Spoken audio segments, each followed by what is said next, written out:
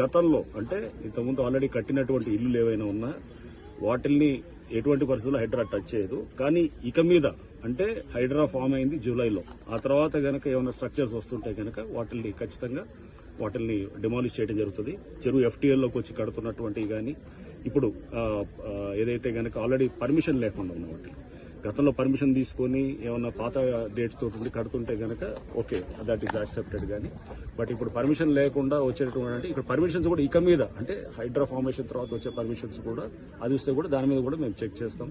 అటువంటి పర్మిషన్స్ కూడా న్యాచురల్ గా ప్రభుత్వం కూడా స్పష్టం చేసింది. పాత పర్మిషన్స్ ఉన్న వాటిని ఆనర్ చేస్తాం, కానీ కొత్తగా పర్మిషన్స్ ఎక్కడ కూడా అది యాక్సెప్ట్ చేయమని చెప్పేసి.